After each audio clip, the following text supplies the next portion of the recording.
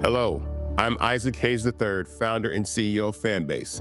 And right now we're accepting investors in our $17 million round to revolutionize the future of social media.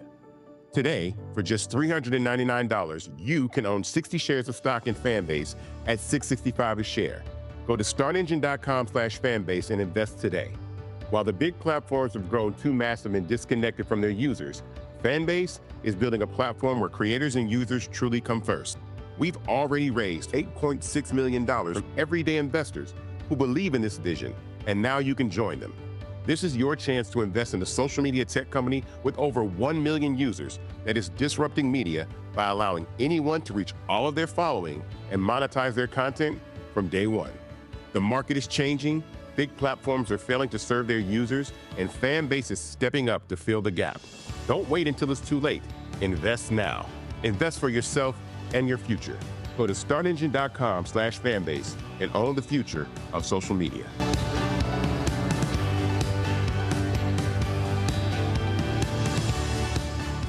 Folks, Black Star Network is here. Oh, no punches! I'm real revolutionary right now. Black power. Support this man, Black Media. He makes sure that our stories are told. Thank you for being the voice of Black America, Roland. Stay black. I love y'all. All momentum we have now, we have to keep this going. The video looks phenomenal. See, there's a difference between Black Star Network and Black-owned media and something like CNN. You can't be Black-owned media and be scared. It's time to be smart. Bring your eyeballs home.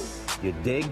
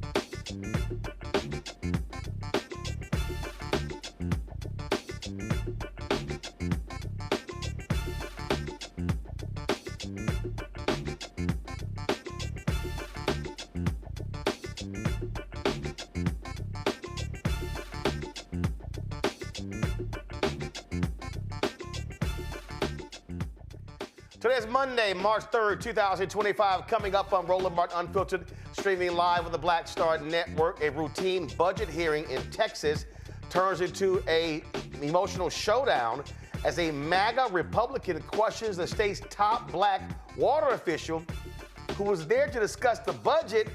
He decides to go off on DEI. And a sister state rep said, nah, we ain't having that. Attorney General Pam Bondi has ordered the Justice Department to step away from cases involving discriminatory hiring practices in local departments. I told y'all they don't care about black people. We'll talk to an independent black journalist who is in Ukraine, Terrell Starr. He'll explain how the country is reacting to the Oval Office meltdown of dumbass Donald Trump and J.D. Vance. Speaking of those two idiots, Trump comes out today, about an hour ago, and announces new tariffs on Canada and Mexico. Guess what happened? Stock market drops by almost 1,000 points. Also, a month ago, Federal Reserve said that, you know what? We expected 3% increase in American GDP because of the actions of President Trump and co-president Elon Musk, the two bosom buddies. They now say we're going to have a negative 2.5% economy. How about them eggs? Plus, we'll pay tribute to Grammy-nominated R&B singer Angie Stone, who died tragically in a vehicle accident on Saturday. She was 63 years old. It is time to bring the funk on Roland Martin Unfiltered on the Black Star Network. Let's go. He's got it. Whatever the miss, he's on it. Whatever it is, he's got the scoop, the fact, the find. And when it breaks, he's right on time and it's rolling. Best believe he's knowing. Putting it down from sports to news to politics. With entertainment just for kicks, he's rolling. It's on go, roll, roll, y'all. It's Roland Martin, yeah. Rolling with Roland now. He's funky, he's fresh, he's real, the best, you know he's Roland Martin now.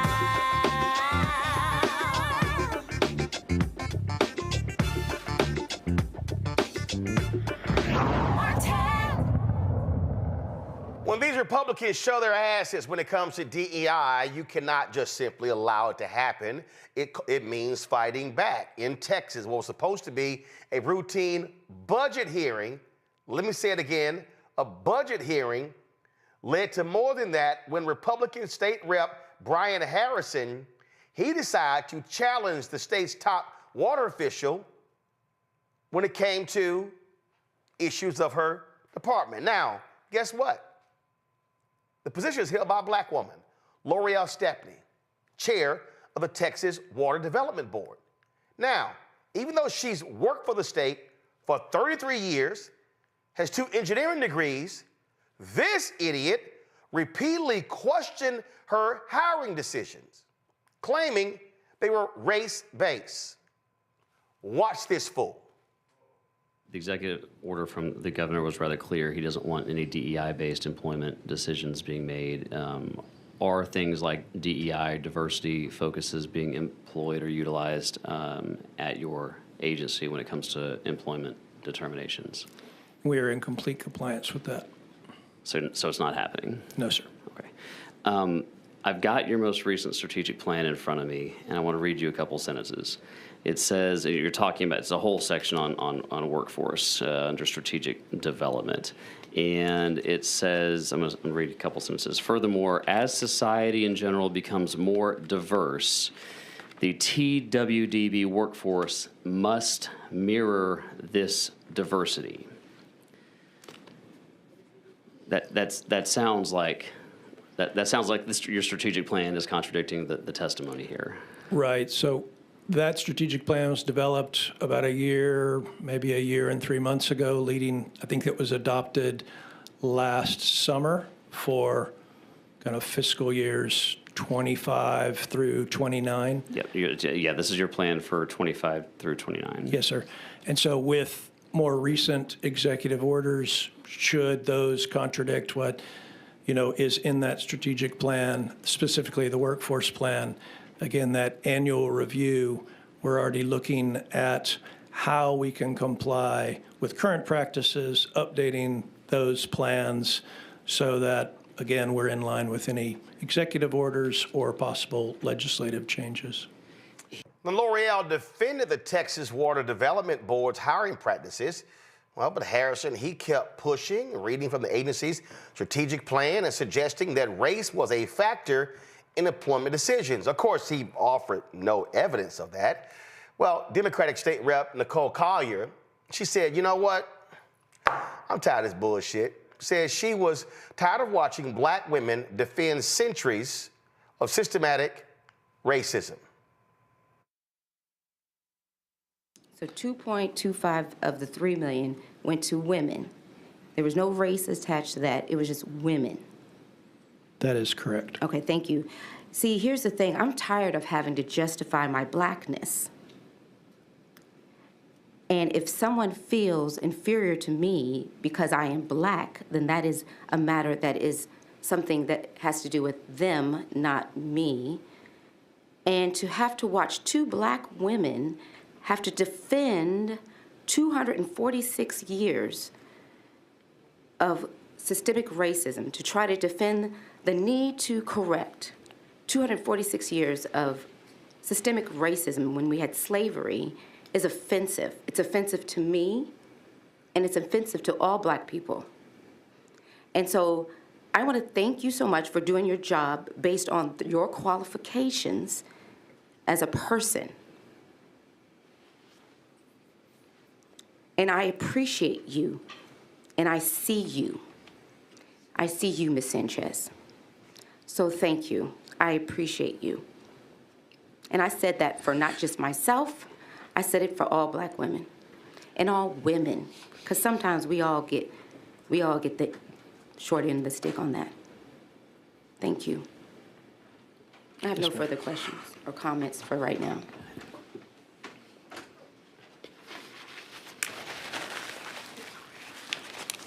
It's okay. It's okay. So pull it together. It's okay. It's okay.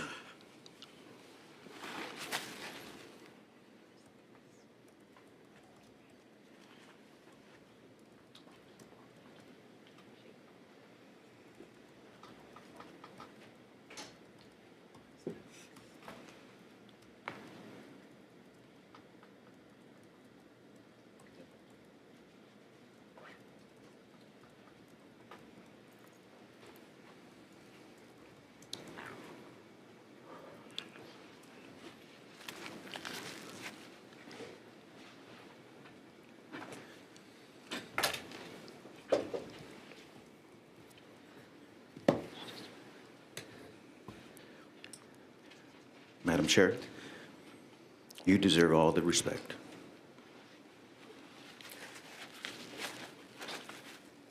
You take all the time you need. I'm ready. Thank you.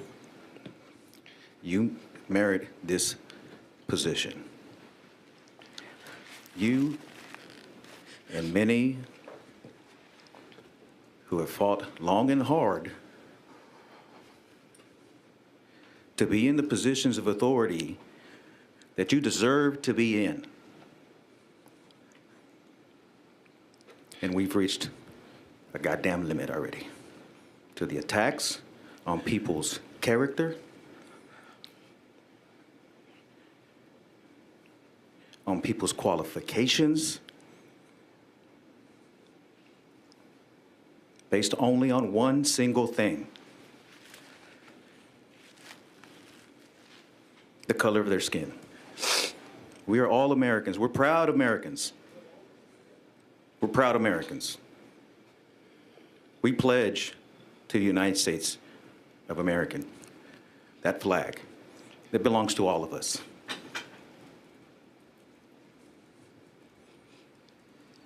Thank you, But Mr. the Chairman. rhetoric, the comments, the innuendo, the attacks on people's character has to stop.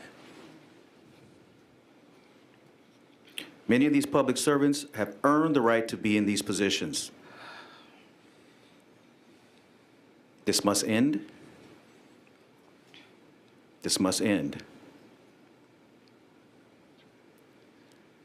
I'm proud of all of you that have come to this dais to come testify, whether you're African American, whether you're Hispanic, whether you're Anglo, whether you're Asian. We are proud of each and every one of you that comes before this committee. This committee, I respect everybody on this dais. I give every opportunity for folks to say what they need to say. I'm not trying to control what anybody says. They can say their piece for their clips. That's fine. But we will not, and I will not tolerate attacks on people's character. These are public servants. They do the best for the state of Texas. They try to do what's best for the state of Texas. And it must end. And I call on my colleagues to quit these attacks.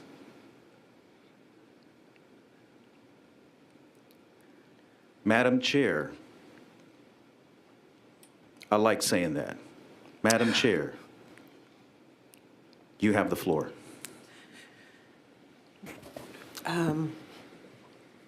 I don't usually get emotional, Representative Collier. I just want to talk about me just for a second.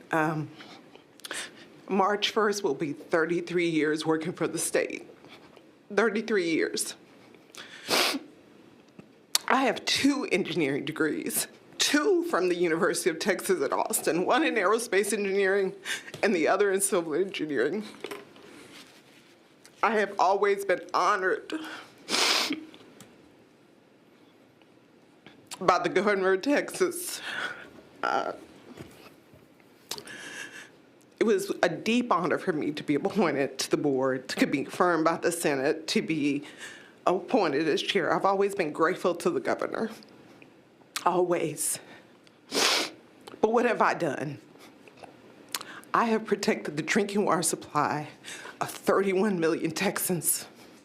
I've sat across the table from IBWC in Mexico and made sure they delivered water to Texas, not once as a principal negotiator, but over 11 years. The stuff they have going on now, a million acre feet behind, that didn't happen under my watch. It did not happen. Wastewater treatment facilities, I was responsible for issuing 600 of them a year. There's 3,500 in Texas. There's 7,000 drinking water facilities in Texas. It was my responsibility to make sure that they were done. They not only protected the environment, but they protected the economy of Texas. I sat across the table from EPA, from IBWC, from the U.S. Army Corps of Engineers, fighting the fight to make sure Texas was protected. Even when they disagreed, I went to bat for Texas. And it has been my life's honor. My parents worked 7 days a week to send me to UT. My father is, he passed, is a Korean War veteran.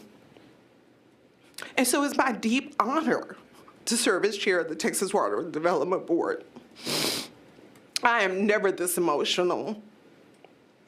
And I respect the legislature so much. Brian will tell you, I'm the first to say that is not in the statute. We cannot do that. The first to tell you, the first to say it. I was the one when I was at TCQ who developed the operating permit program for Texas major sources in Texas to protect the interests of Texas. And so it's always been my deep honor. And I don't mind tough questions. I never get this emotional. I can't even believe I'm saying all of this right now. And what have I done? I enjoy being a public servant. It is my life's calling. And it's very important to me. It is very important to me, the disadvantaged communities, the rural communities. I was the one who protected 100 water systems from running out of water during the 2011 drought. They had less than 180 days worth of water. I was the one who did that. I was the one who, and my staff, of course, who worked with the city of Wichita Falls because they didn't have any water. They put in the first direct potable reuse. Under my leadership. That was me. And so for all those reasons, I have to believe that's why the governor chose me, and I'm so proud of it, and I thank him for that. Let me remind Madam Chair, who appointed you to that position? The governor. And what is his name? Greg Abbott. And I'm very thankful to him. And And I have such respect for the legislature, every member of the legislature, such respect. And so I thank you for your time, Mr. Chairman and committee members. If you have any other questions for the Water Development Board, we're here to serve you. We're here to serve the people of Texas. And I take that very seriously, because I have seen what happens when people don't have water, don't have enough capacity for water. I have seen what happens to our rivers and streams. I've seen what happens when folks are in enforcement. I've seen when they don't have enough money. So we are here to help you. We're here to answer the tough questions. I don't mind the tough questions. That's what we do. And that's who we are. We're here as public servants. And that is all I have to say. Now, Stephanie was justifiably emotional. Another black official, Edna Jackson, was also questioned. While Texas Governor Greg Abbott and other top Republicans later voiced support for Stephanie's qualifications, they didn't address the bigger issue: why two black women were forced to justify their right to lead. With DEI under attack, this wasn't just about one hearing. It's part of a larger fight over race, power, and who gets a seat at the table. Now, this for me is not directed at Stephanie, and I understand her emotion. But let me be as clear as possible. Ain't no way in hell some racist-ass white Republican going to reduce me to tears and then force me to have to read my credentials. See, this is what happens all the time. What happens is, and this has been the black existence, we've always had to justify our presence. When we are approached by cops, when we are questioned in meetings, we then have to recite our resume in order for the person across the table to go, oh, I'm sorry. And see, I ain't about that bullshit anymore. I'm not. I was having a conversation in one of the numerous chats I'm in, and folks were saying that, you know what, we need to, put up billboards and other things that laying out our qualifications. I said, no, I ain't doing none of that. I said, my position is going to be like Della Reese and Harlem Nights. Y'all can kiss my entire ass. I ain't doing it. I'm not justifying my existence to nobody white or black or Latino or Asian or Native American. That shit ain't happening. I ain't reciting degrees.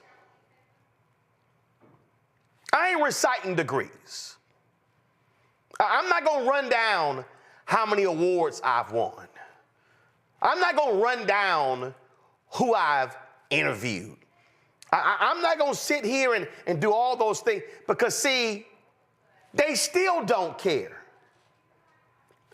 These same racist white Republicans called Judge Ketanji Brown Jackson the first black woman to sit on the Supreme Court an affirmative action hire.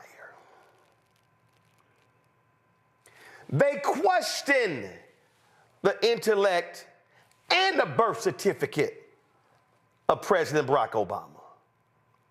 You can't show me a black person in America, president, Supreme Court justice, attorney general, mayor, police chief, fire chief, state rep, state senate, board appointee.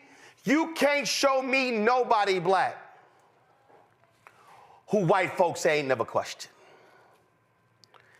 The black existence in this country is one of second-class citizenship.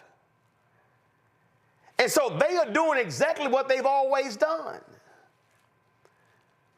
But see, what is required in this moment is for us, and again, I understand why the sister did what she did. But I'm telling you right now, ain't gonna be no black tears. Somebody white tries to challenge me, you can keep your punk ass moving. I ain't telling you a damn thing. I ain't justifying a damn thing. See, I told y'all whenever they had, and I know this is a long time, and I've been saying this more than 25 plus years. Actually, this goes back to even when I was in college. Whenever there's a conversation about hiring, see, I need y'all to recognize what happens. Matter of fact, Henry, you need to go ahead and zoom out, because I can't even sit down. Let me help y'all out with something. Black people do this too. I'm gonna explain y'all what black people do. Whenever there's a conversation about qualifications, we use the word, we qualify it. Even black people, they'll say, well, we seek to hire qualified people. First of all, is it qualified assumed? So why do I need to qualify qualified? I don't need to qualify, because I would assume you're not going to hire somebody who's not qualified. So I ain't going to say it. Well, you know, we want some qualified folks. And see, this was a budget hearing. See, this is, y'all, too many of us are playing into their game. We're playing into their hands. So when they start their little nonsense, I'm sorry, are we not here to discuss the budget? I don't recall anything on the agenda that had to do with hiring. Now if y'all want to call me back to the meeting to have a further discussion on hiring, we can have that conversation. But I'm not having a hiring discussion when the conversation is on the budget. And see, and then if that same racist state rep Brian Harrison, who tried to become Speaker of the House, by the way, and I would have said, oh, and if you got a problem with my resume, you go talk to the person who appointed me, your boss, the governor. Y'all, we ain't doing this. We ain't doing this. And I'm going to need black people, doctors and lawyers and engineers and architects, black folks in every position. When somebody white rolls up on you and wants to question your mere existence, I need everybody back to do this here. Every black person in America know what this means. Everybody know. This means, man, you better move your ass on. Don't even say nothing. Go on with that. We ain't doing that. Before I go to my panel, I'm going to give y'all this story. 2009, Obama speaks at the 100th anniversary of the NAACP convention. It was in New York at the New York Hilton. I flew on Air Force One along with some other black journalists for that speech. And when it was over, a group of us went, I think it was a bar in the hotel, I can't remember. It was either a bar in a hotel or somewhere else.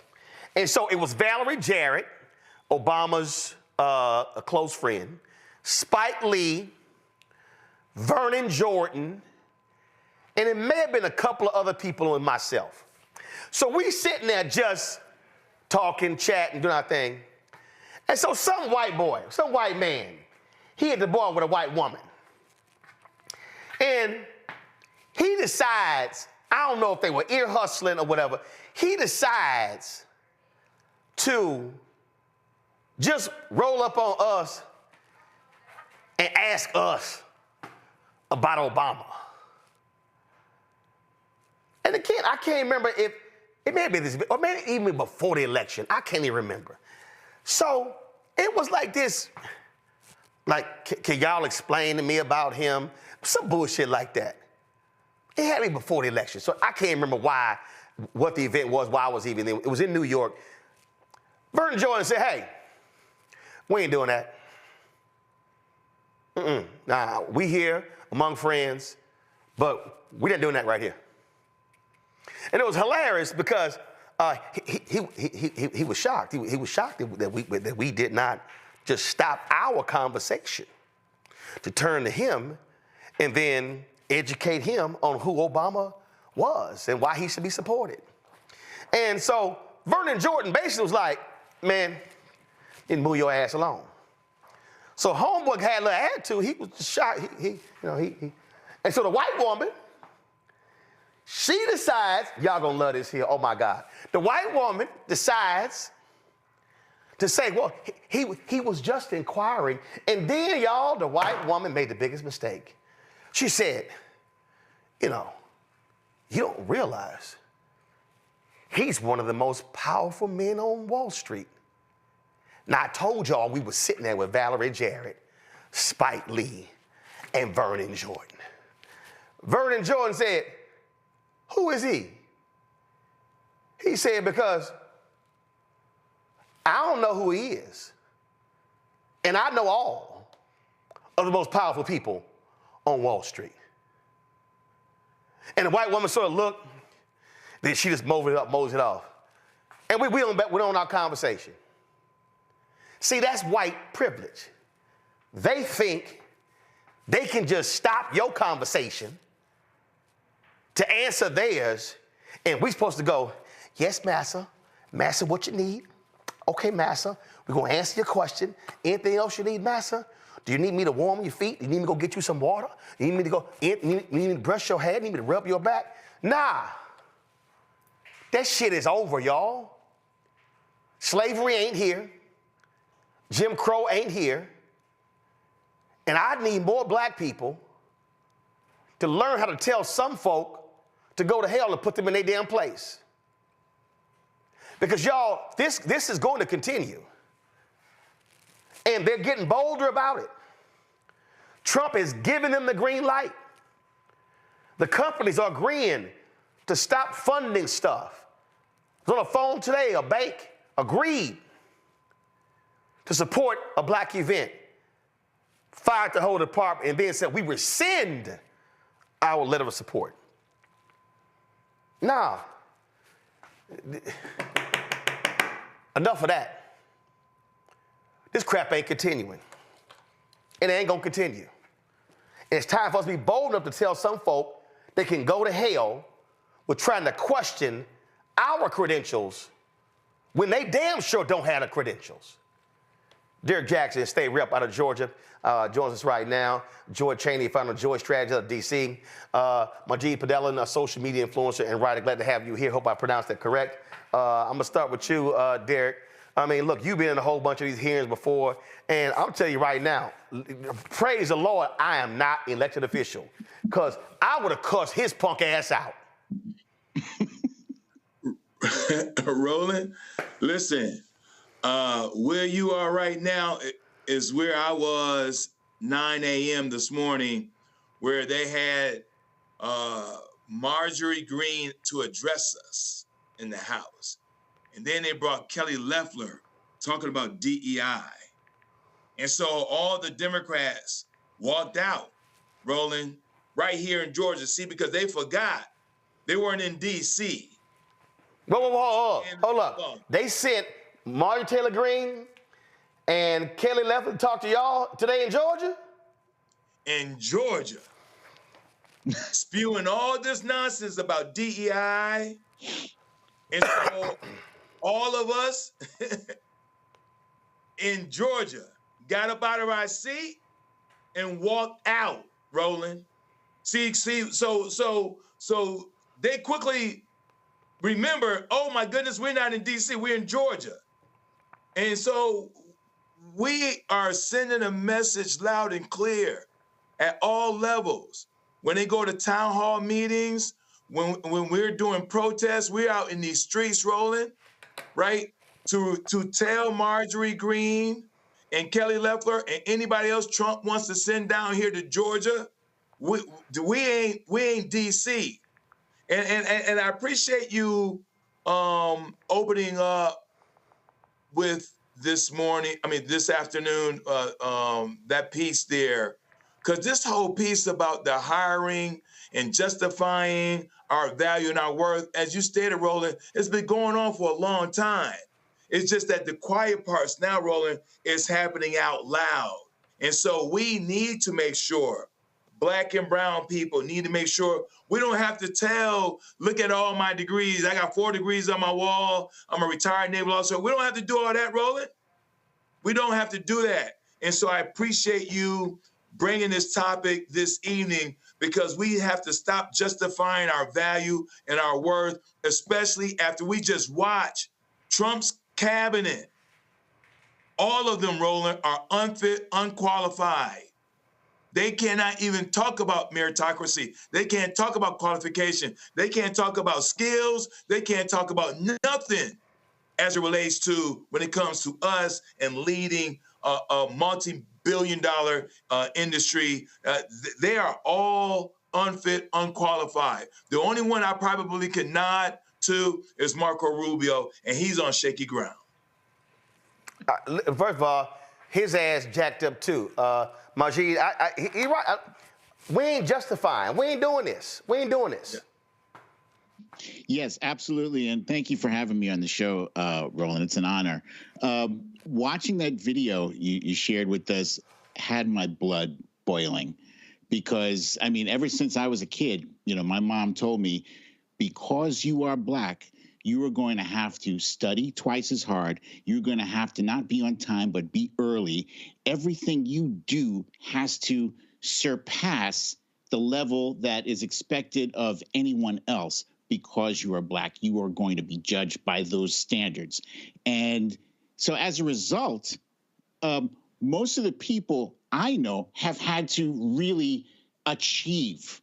And in order to achieve, you have to bust your ass. And so it's like, it's automatically insulting to insinuate that I'm only here because there is a quota and you needed X amount of Black people. No. I am absolutely qualified. I belong here, not because of my skin color, but because I'm qualified. And that really should be the end of that discussion. But you alluded earlier to President Obama and Ketanji Brown Jackson. And really, President Obama, I think, was like patient zero in terms of the white grievance. The white grievance that, would you believe that they actually broke the seal and let a Black man into the Oval Office? And they never recovered from that. There were people, marching around saying, we have to take our country back. Take our country back from who? President Obama was fully American. And then they let that clown question his Americanness. And the media went along with it. And it drove me crazy, because here's a man, President Obama was a man who went to Harvard, for crying out loud. Harvard Law. He was a state senator and then a U.S. senator. He reached the highest pinnacle of success, and they still question him. People who couldn't even pronounce their own name without stumbling are suddenly saying, oh, well, he doesn't belong there, Here's the deal, though. And it was frustrating and annoying to watch that unfold. But here's my thing. Here's my thing, Joy. I don't even want to go there. I don't even want to go. I don't want to bring up Harvard or Yale because, see, that's still a part of the same thing. Because, see, then it's like, oh, because it's sort of like, well, let me name these white institutions. It's sort of like, well, I've worked at Goldman Sachs. I've worked at Morgan Stanley. It's the same thing. I ain't justifying shit to them. In fact, the state rep, I applaud her significantly. How I would have responded is like my girl did in Portsmouth, Virginia, when they were talking about, they had a vote, Councilwoman Lucas. Y'all may not remember this. I do. Watch this. Councilwoman Lucas Burke, ma'am, you have the floor. Thank you, Mayor. I did hear the information last Thursday, and I was quite alarmed at a time in our nation where women are misrepresented, underrepresented, not represented, mistreated. This is egregious for this male-dominant council to make this decision today. At a time when my Delta sisters, and this is our Delta sister, is here for our Delta Day, to make this kind of mockery of women is egregious. At a time in our nation when Ketanji Brown was confirmed by the Congress to be the highest ranking member in the Supreme Court, and this council chooses to degrade women, I'm pissed as and I ain't gonna say it because you know I can say it, but I'm gonna be cool with it, but I'm pissed. I spoke with Woodard, and I spoke with Battle, and I asked them, had you heard this information? And they did not. They said they did not. But Mr. Battle told me I won't go for it. She's been a great city manager. I'm not gonna put her down. But you sat here and you lied in my face.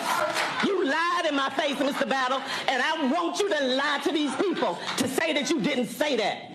You said that this woman has done her job and she has been nothing but great to this community, which we know. We know she has done her job. We know she has bent over backward. We know she has looked aside to some of the votes that you have tried to have people pay you all for votes, that she looked aside, that she could have reported. She got a lot on this council, and that's why they want to get rid of her. And I hope that y'all seeing what's happening, and I hope you make your decision when November comes. I'm pissed as a motherfucker. Yeah, I'm scared. I'm mad as a motherfucker. Hold on, Councilwoman. I am. I'm just saying, Joy, that's probably how Roe would have responded. That is definitely how you would have responded.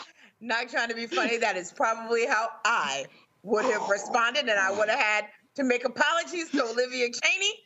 But that is definitely. Hey, I wouldn't have had to apologize to Reginald and Melda Martin. They were like, "You damn right, son." Mm-hmm.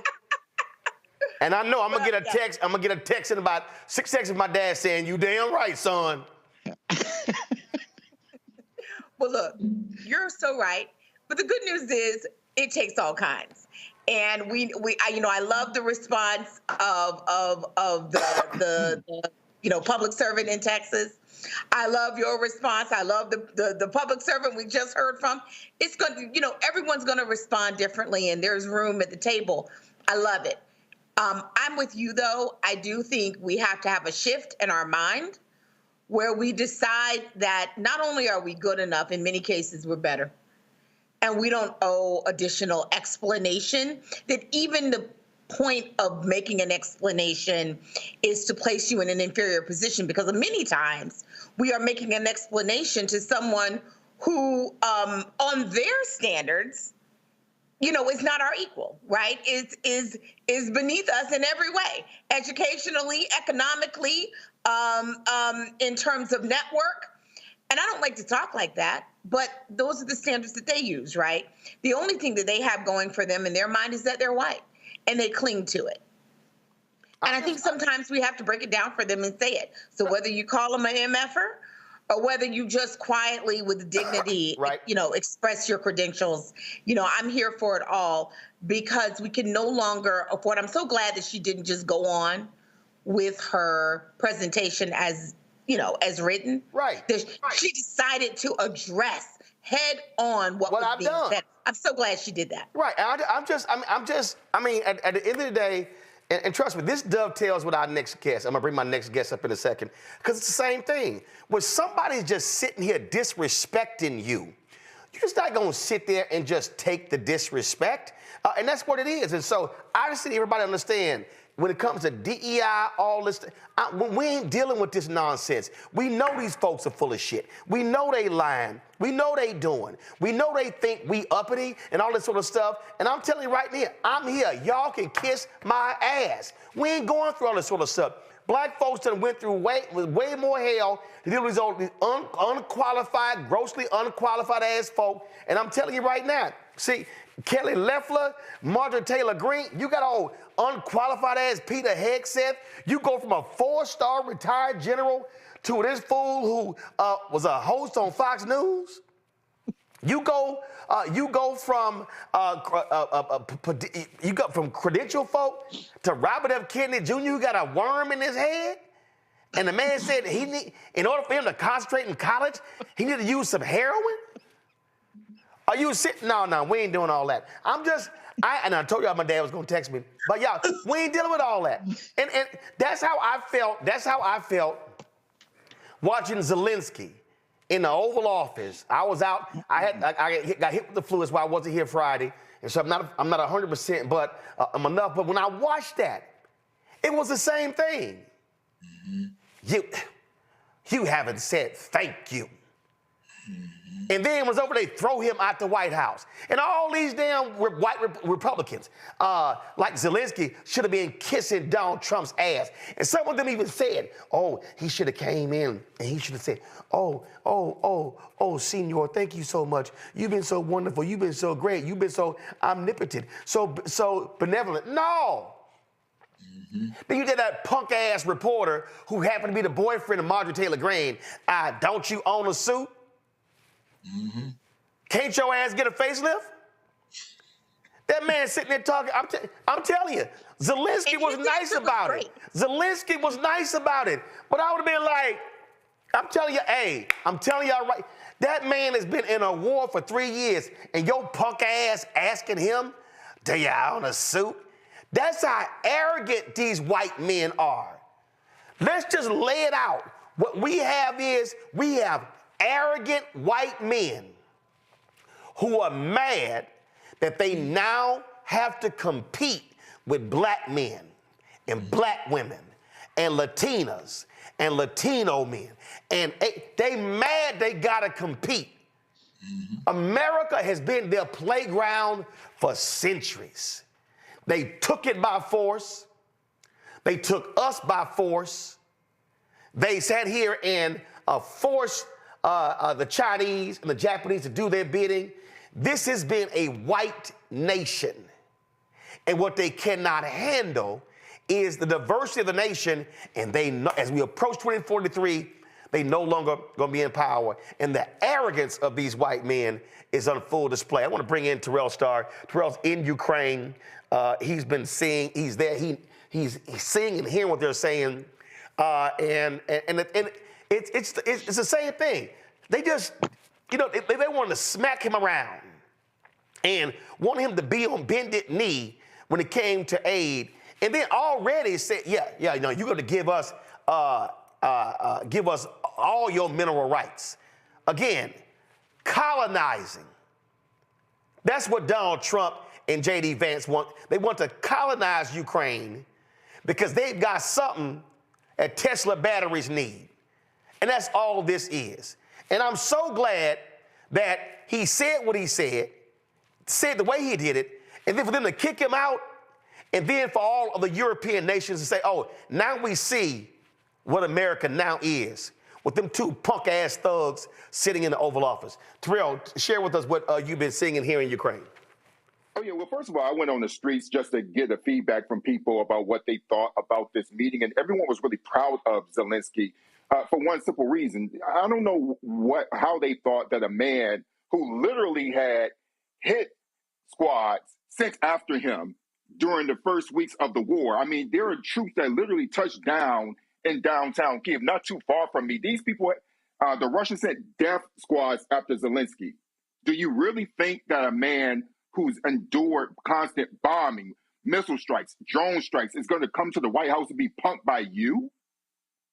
Like, did you really think that this man who was hardened by this 3-year war was actually going to sit here and take it? And then another thing was so ironic about J.D. Vance saying that, oh, you need to be thankful. When he was in the Senate in 2024, he had an opportunity to vote in the affirmative of sending an aid package to Ukraine of $60 billion, which he voted against. This administration has done absolutely nothing to support Ukraine's military interests or economic interests. In fact, you brought the idea of colonization.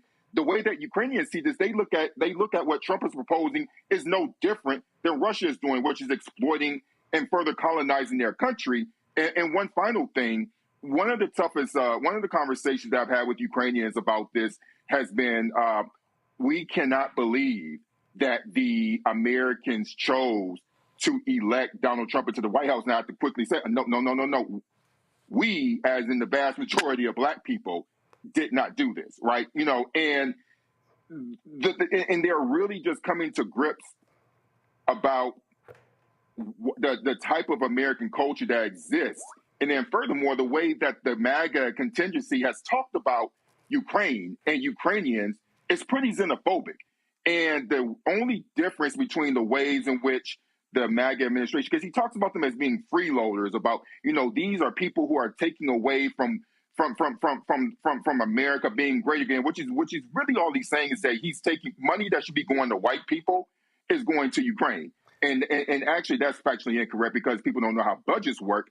But essentially the way that Donald Trump describes immigrants, the way that he describes, you know, Haitians eating dogs and cats, Mexicans coming over across the border to take your jobs and to abuse your daughters.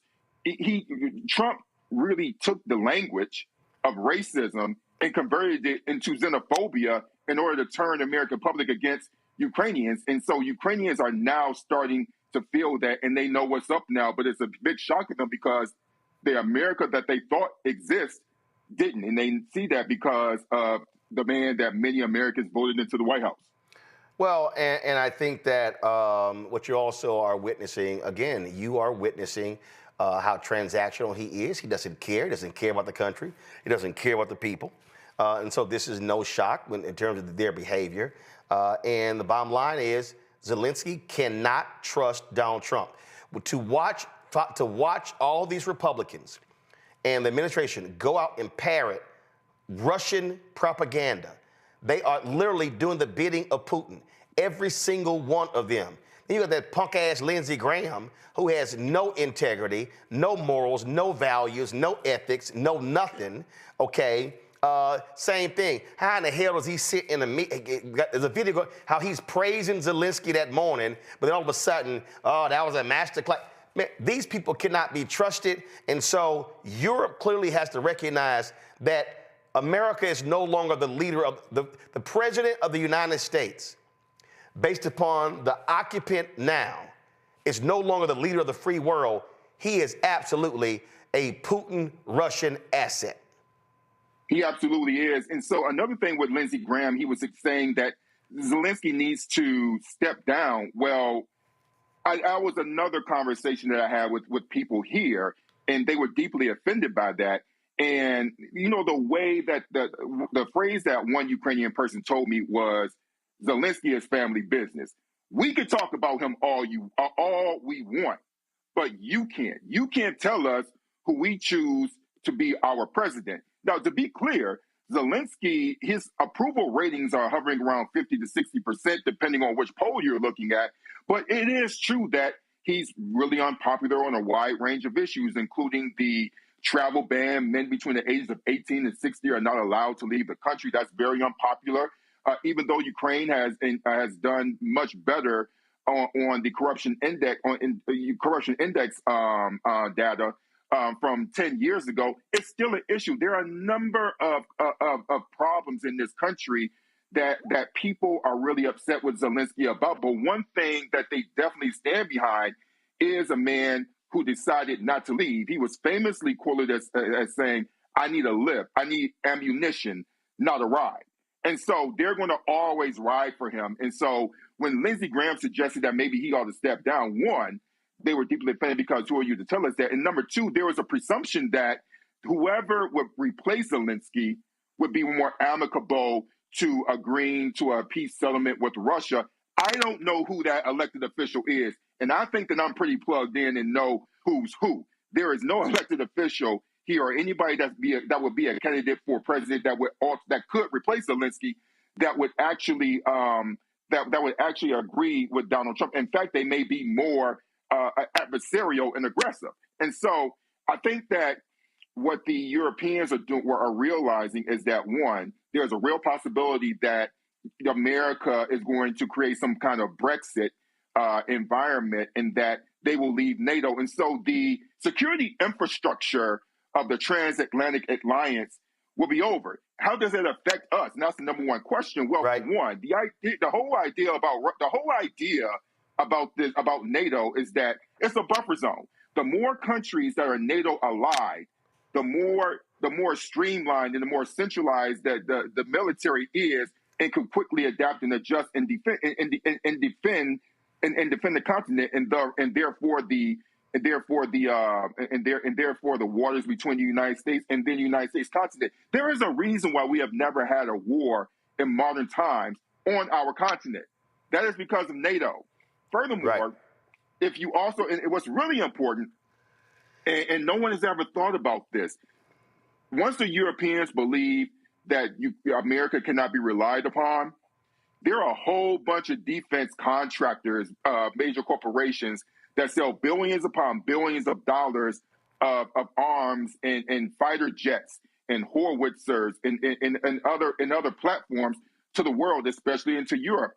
If they realize that Americans will consistently elect someone as unstable as Trump, they're going to create their own military industrial industry, and they're going to be less reliant on contractors. And you know who that's going to affect? That's going to affect small towns across America, and that's going to really impact local officials who depend on these contractors to fill their coffers with millions of dollars, and they're going to get upset. But here's the thing, I'm not sure that even people thought this deeply about this and the possibility of that really happening. It will take some time.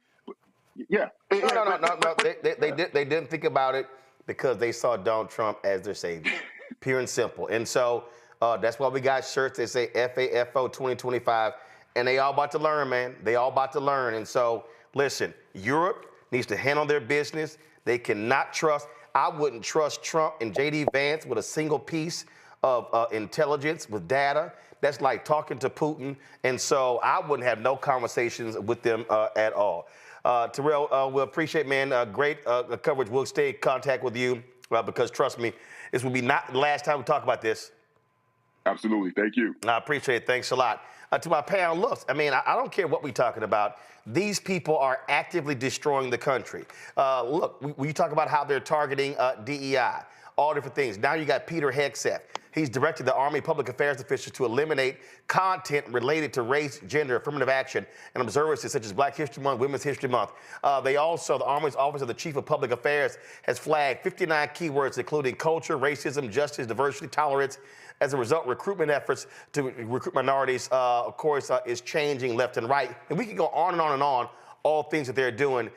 You look at also what's happening with Trump announcing these tariffs to Mexico and Canada. Economy, stock market is dropping like a rock, everything else. And so, guess what? All these people, Joy, y'all, they voted for him. Y'all get what y'all want. The Fed had announced that they expected a 3% increase in the American economy. Now they're projecting, because of the first month of this fool Trump and Elon Musk, a negative 2.5% growth of the U.S. economy. And so I'm just, listen, MAGA orange tears, Ro just sitting here going. Exactly. And the other thing is, they don't know how to survive. We know how to survive. We'll be hurt too. So, no one's gloating over this, but they will be hurt. And that's why I don't know if you saw the white woman who like did all her body weight. She did a old-fashioned protest where they had to physically lift her out of there. I'm like, yeah, why not? I mean, they need to be as upset as we were on election night, and they are only at the beginning. But you're right about Europe. I have to say that, you know, for the whole world, they're going to have to step into the gap that's been left by the United States. We have, the stranger is in the house. We have a problem. We have been infiltrated by Russia, much like Ukraine, but in a different way, not physically, but in terms of, or boots on the ground, but in terms of our social media, in terms of our election, and ultimately in the White House to the President of the United States, and through his sidekick, Elon Musk, or maybe he's the sidekick. We have a problem, and we're going to have to focus on it. We're also going to have to focus on how we could have been such a weak host that we could have been taken over by a parasitic force. Well, but again, no, but they wanted this. Again, they played footsie. This is what they wanted. Majid, it's a game with these people, and they after around, they about to find out. I mean, it's happening. I don't know what these people are thinking. Prices ain't going down. Prices ain't going down. Okay, egg prices going up. They about to, when these tariffs, I can't wait till they wake up tomorrow. At 9:30, when they ring that bell, it's going to hit them. And so guess what's going to happen? We already see it. Companies are choosing not to even build because they know they're about to lose money with the tariffs. Auto industry is saying, yo, y'all want to add 12 grand to every car. Guess what? My car's paid off. You know what, Roland? Joy said we're not really gloating, but you can speak for yourself because I'm kind of gloating a little bit. And I know that I'm going to experience the pain also, but at least I have the pleasure of knowing that I was right. And like I'm very active on Twitter, and I'm frequently tweeting like, "We told you so." Because I mean, first of all, we put a criminal back into the White House, a guy who was a convicted felon, who is an adjudicated rapist, and a guy who, you know, they voted for him, they say, because he's a businessman. But for crying out loud, he was bankrupt 6 times, and several of those were a casino. Who loses money on a casino? Yeah, you got to be pretty damn dumb. The guy made promises over and over that he was unable to keep. We're going to have a health care plan in 2 weeks. 2 weeks came and went many times over. He can't keep his promises. And it will never not be absurd and obscene to me that he entered into unilateral negotiations with Vladimir Putin over the country that he tried to extort. He was impeached for trying to extort Volodymyr Zelensky. It is obscene. And I feel like we're watching, you know how you're watching a movie sometimes and you see somebody you're watching a horror movie, you see somebody go towards a door that there's growling coming from behind that door, and you're screaming at the screen, "Don't go in that door." And they're like, "I'm going to go in this door." That's how this feels. You're like watching this unfold in slow motion, and it almost feels like you're powerless to do something about it. But I would say we're not powerless. I am enjoying watching these town halls, people getting loud and getting mad frequently. This is where we need to be, because Democrats don't have votes to do anything about it. So you know what? Let's be loud. Let's be loud all the time. In fact, they, of course, Trump then complained that, they're sending out the paid protesters to our events. And I love this one. I saw Eric Erickson going, these are Democrats showing up. They forget they're also Democrats who are living in the districts. So I'm like, What are y'all talking about? Here's Congressman Hakeem Jeffries addressing this very issue. Just got back to the Capitol. Another day, another lie from these people who are out of control. I'm told that Donald Trump, Mike Johnson, and the extreme MAGA Republicans are claiming that Democrats are sending paid protesters into their town hall meetings. What's wrong with y'all? What's wrong with y'all? We don't need to send paid protesters into your town hall meetings. The American people are with us all across the country. People are rising up to push back against the assault on the economy, the assault on hardworking families, the assault on our democracy, and the assault on Medicaid. We don't need paid protesters, bro. The American people are with us. Just got back to the Capitol. Another day. I mean, here's the bottom line. Republicans, Democrat, independent, gay, straight, white, black, they're all upset. The reason why is because they start to feel the same pain that we were trying to warn everybody about Project 2025. But now they're starting to see the reality of Project 2025. Not only are NATO alliances at risk, but there are some other things right here domestically going to be at risk. I mean, when you start to deconstruct FEMA, for example, when we start to have these hurricanes and tornadoes in another month or so, it's going to start washing out all that beachfront property. Guess who lives in that beachfront property where there's no FEMA dollars? They just told the National Weather Organization they fired 150 people. Noah. Well, guess what they do, Roland? They're the ones that inform us about the hurricanes and the tsunamis, right? They're deconstructing FDIC, something that's been around since 1933. Why did we have to create the FDIC to begin with? Because folks made a run on the bank.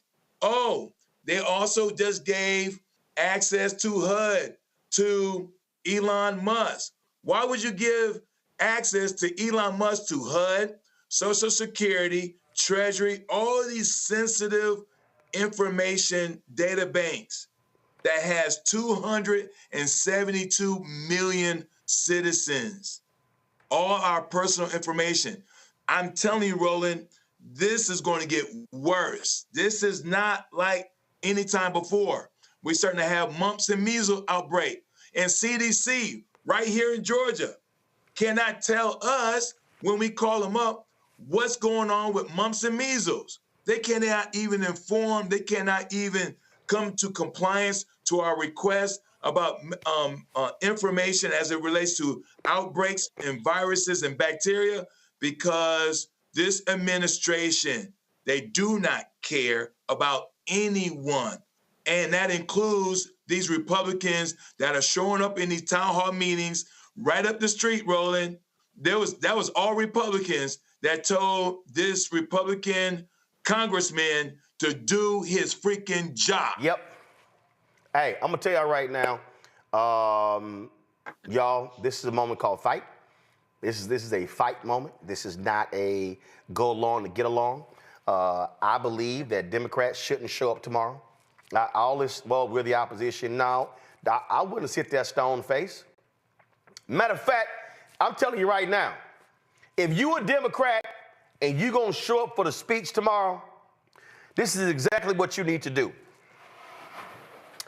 You need to be in your seat, and then when that fool if you don't want to walk out, because see, I couldn't listen to his ass. I walk out, okay? If your ass stand up, and when he stands up to speak, you should do this here.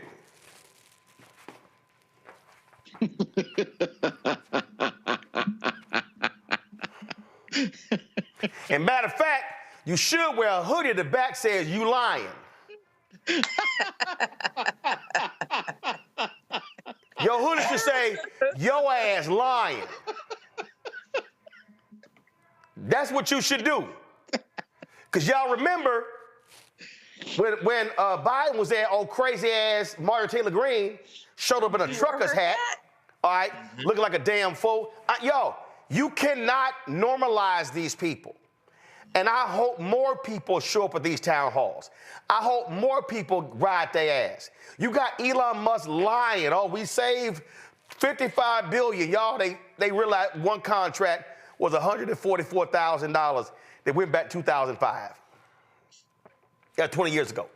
Y'all, they lying. They're lying. And so all the federal workers who be getting fired, y'all should be pushing back. Everybody should be pushing back. See, that's why tomorrow, we gonna have coverage right here. But y'all, we ain't having that nonsense on MSNBC or that nonsense you gonna see on CNN where they normalizing that punk. Nah, we ain't doing that. I can't do that. And so we gonna have a blackest show tomorrow night out of all these joints. And y'all know how we gonna do it. In fact, I gotta show y'all this here. Man, this is crazy as hell. If y'all wanna know why y'all don't even need to waste y'all time with these networks, man, do y'all know what MSNBC is gonna look like tomorrow night? Do y'all know what they're gonna look like tomorrow night? Lily White. No, I'm about to show you right here. MSNBC sent this out. Join us for their coverage on Tuesday night. Oh, no. I said Lily White. White. Where's Michael Steele? I mean, damn. Where's Simone? Damn. Y'all can't. My goodness. Y'all can't find. Besides, Where's Eugene Daniels? hey, he ain't gonna be there. He ain't gonna be there. But what I would say though to those people, and I, some of them came out and supported Joy, and they came out and supported the people of color who were anchors. But what I would do is I could not show up.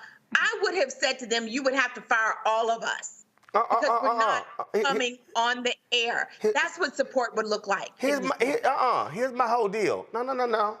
Here's my whole deal. We don't need their ass. We don't, but damn it. No. We don't.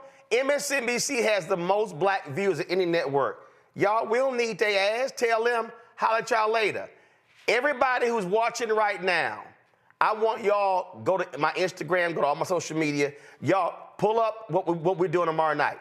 If y'all want to see representation, tomorrow night, we're live at 7 p.m. Eastern. Where we're streaming the blackest show out there. The blackest show out there where we're going to be breaking down all of the relevant information that's going down tomorrow night. With the speech, y'all ain't got to watch MSNBC. Y'all ain't got to turn them networks on. They don't give a damn about us anyway, so don't waste your time. Tell everybody. We want to have 100,000 folks watching us live. We're going at 7 p.m. We're going to have panels dealing with labor. We're going to have panels dealing with civil rights, economic rights, business, millennials. We're lining folks up. I'm going to show you right. Come on, go to my iPad. Let's go. Y'all, listen. One of our panelists, Mustafa Santiago Ali, he's going to be with us. Reese Colbert, she's going to be with us. Dr. Greg Carr, he's going to be with us. Tiffany Lofton, she's going to be with us. Bria Baker, she's going to be with us. Jameer Burley, she's going to be with us. Y'all, we're going to be killing this thing. Of course, Gavin Reynolds, he's going to be with us. And of course, when Trump speaks, we ain't carrying that bullshit because I can't let that man lie to y'all. When he goes live, we going live with Reverend Dr. William J. Barber. He's going to be giving us the keynote speech.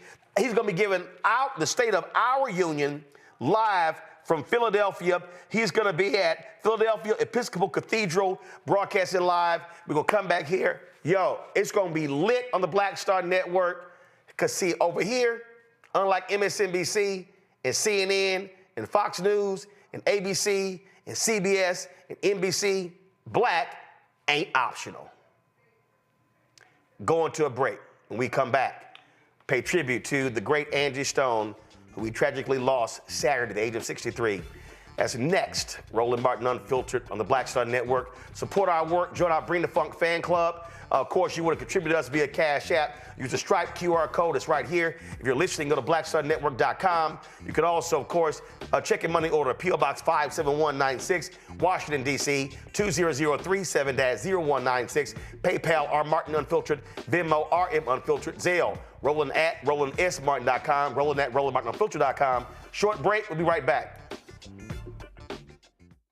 We begin tonight with the people who are really running the country right now. Now, Trump is often wrong and misleading about a lot of things, but especially about history. Donald Trump falling in line with President Elon Musk. In the wake of the unsettling news that MSNBC has canceled Joy Ann Reid's primetime show, The Readout, Roland Martin and the Black Star Network would like to extend an invitation to all of the fans of Joy Ann Reid's MSNBC show to join us every night to watch Roland Martin Unfiltered, streaming on the Black Star Network for news, discussion of the issues that matter to you, and the latest updates on the twice impeached, criminally convicted felon-in-chief Donald Trump and his unprecedented assault on democracy, as well as co-president Elon Musk's takeover of the federal government. The Black Star Network stands with Joy Ann Reid and all folks who understand the power of black voices in media. We must come together and never forget that information is power. Be sure to watch Roland Martin Unfiltered weeknights, 6 p.m. Eastern at youtube.com/Roland S. Martin or download the Black Star Network app. Hey, this is Motown recording artist Kim. You are watching Roland Martin Unfiltered. That boy, he always unfiltered though. I ain't never known him to be filtered. Is there another way to experience Roland Martin than to be unfiltered? Of course he's unfiltered. Would you expect anything less? Watch what happens next.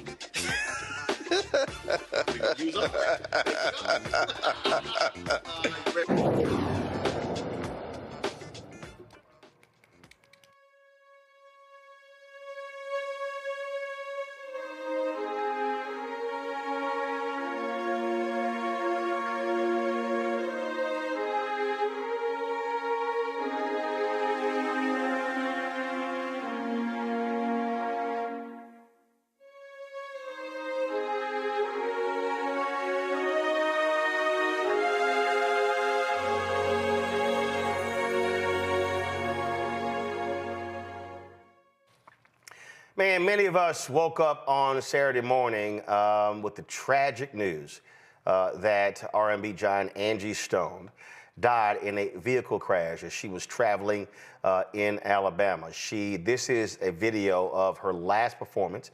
She was in Montgomery, Alabama on Friday night. They left Montgomery that morning. They were headed to Baltimore, where she was going to perform in halftime at the CIAA basketball tournament.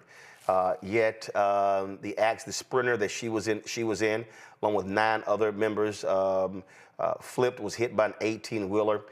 And this was some video that a passerby took, not even realizing that it was Angie Stone. And of all the folks who were in that sprinter, she was the only one who passed away. Such, again, tragic news for so many people. And according to the Alabama Law Enforcement Agency, the sprinter van she was in was involved in this crash in Montgomery. Around 4:25 a.m., the van had crashed and overturned on I-65 before a Freightliner Cascadia semi-truck crashed into it. Angie was known for her ability to blend old school soul with contemporary rhymes. Her voice, songwriting, and sheer artistry bridged the gap between classic soul and modern R&B. Some said neo soul. Her fans got a chance to really get to know her when she starred in the 2nd season of R&B Divas on TV One. Joining me now are 2 of those musical giants who appeared on the show with her, Nikki Gilbert Daniels of the group Brownstone, and also Monifa. Monifa, I'm gonna start with you. Man, it was for so many people. Obviously, it was Sutton. That was so stunning. Angie was always out there. She was always sending me videos on DM, on Instagram that she came across that she wanted you to check out. I last saw her at TV One's Urban One Honors, and we always talked trash because she swore she was the baddest spades player. And I was like, oh, Angie, I'm gonna hurt your feelings. Every time we saw each other, we would go at it over spades. And I was like, Angie, I got a deck of cards in my backpack. We can go. I hate the fact that we never got a chance to play spades, but Angie was a regular sister. Oh, yeah. She wasn't bougie. She wasn't tripping. She was straight down home, South Carolina. Yeah. Yes. It's very interesting. When I heard on Saturday, I it just didn't land. I don't even think it still has landed. And but I thought about how long I've been And then meeting Angie for the first time, actually through Nikki Gilbert, and working with Nikki for so long on Soul Kittens Cabaret, which is where Angie and I first worked together and we got to know one another. And I'm like, my God, it's been so long. And then being in this, sharing this space, and I can speak for myself in this pivotal moment in my career, doing R&B Divas, reintroducing myself to a new generation, sharing my story, and actually, in this sisterhood, in this bubble with Angie, was very, very, very, very interesting and important. I believe because Angie's a team player. She was all about sisterhood, all about the collective. She wasn't singular minded, and she always had a word for you. And she was an amazing talent. Period. And Hands down. obviously, before R&B, I mean, she was one of the pioneers of hip hop, and one of the first female hip hop stars. Everybody talks about Queen Latifah, MC Light, and others. Not taking anything away from them, but Angie was before they were. She's the shoulders. She's the shoulders for all the female, lyricists. She is definitely an integral part of hip hop. Period. Hands down. What would you say? I mean, all the times y'all spent together, wildest or funniest moment? Because one, she loved to laugh. Oh yeah, yes, definitely. I mean, absolutely. Angie was funny. Like, Angie was actually very funny. And, taping a show like R&B Divas, I mean, it's a fishbowl. It's like this pressure cooker situation. So we had moments, personality clashes. It was honest. We had some tough moments and we got through them. She's human. We were human, and we were able to still come through in love and with respect. And the last time I was with Angie, we did the reunion for the Urban Honors, and I walked out with her. She had just gotten out of the hospital. Pardon me. She had just gotten out of the hospital, and I ended up, walking out with her as we did the song. And I just never thought that would be the last time. And it's like starting to hit me. So I'm just like, good God, I was really, really, really shocked. And it broke my heart. It broke my heart to hear that how she went. And I'm just praying for her family and her children and her loved ones and everybody that supported her. I think suffice to say, I mean, that's the case for a lot of us. I was at that award show. You're right. It was great to see all of y'all together. I saw her, and we kept talking about again. We were talking trash about Spades. And did not catch up with her when she had left before I got a chance to get a photo with her. But and I pulled up because like I said, she always sent me videos on Instagram because she was just always involved. But truly, was a great sister. And so, Monifa, we appreciate you sharing your thoughts with us. Thank you for having me, Roland. Thank you. I appreciate it. Thanks a bunch. I'm going to now turn to Nikki Gilbert. Nikki, glad to have you here with us as well. Again, I love you. I love you, Mo. I have to say that. I love you if you're still there. I love you so much. Sorry. It's she wasn't just for a lot of fans, obviously. People loved her music. But for y'all, I mean, she was indeed a sister. Yes, indeed. Absolutely. Angela Laverne Brown Williams Stone, my sister. Which is rare in this industry to have people that you really bond with like that because so many relationships are so transactional. But Angie was my sister friend in every sense of the word, and I love her, and I'm going to miss her for the rest of my life.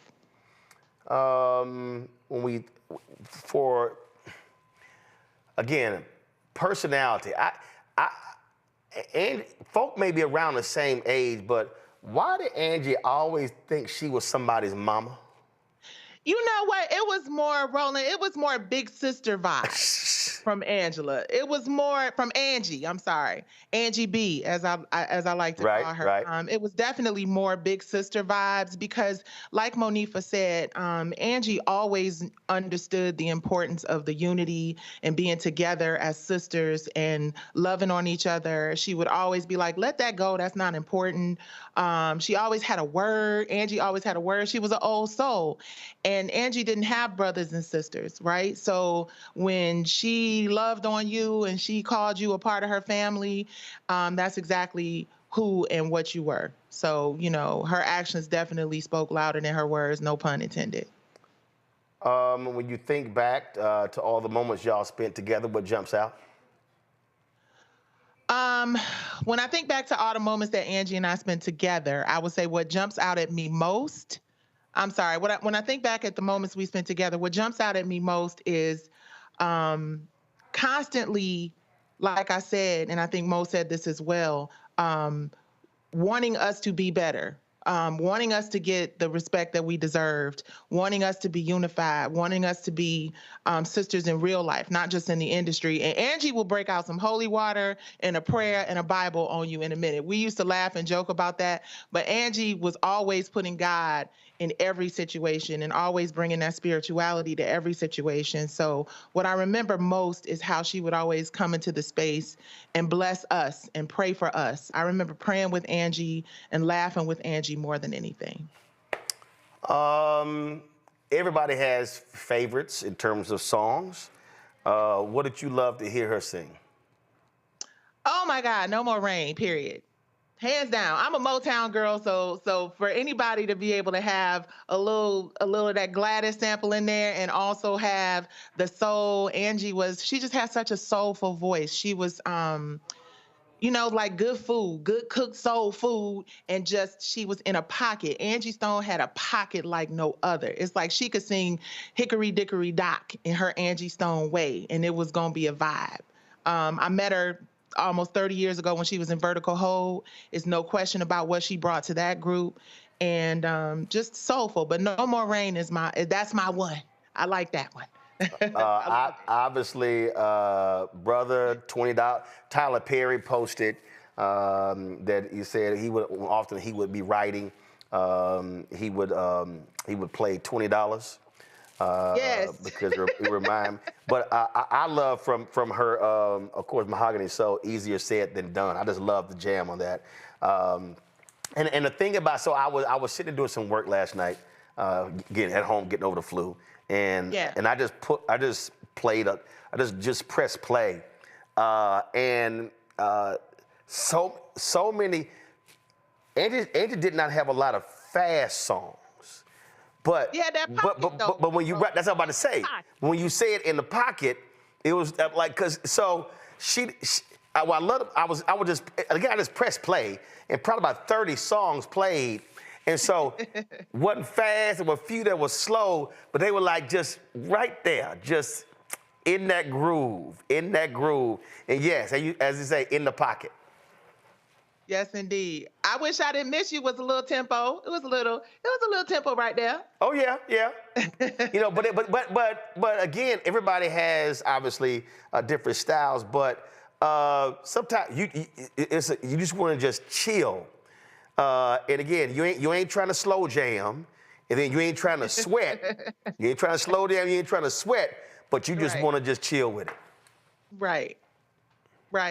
And we always have that. And you know, that's why I want to encourage people. I know that she's not with us in the physical, but Angie, her voice, her music, her vibe, her soul, her pocket is always gonna be there. We haven't lost that, you know, and it's gonna take a minute for everybody to really process it. I'm still just kind of like Monifa in a state of this isn't real, but it is.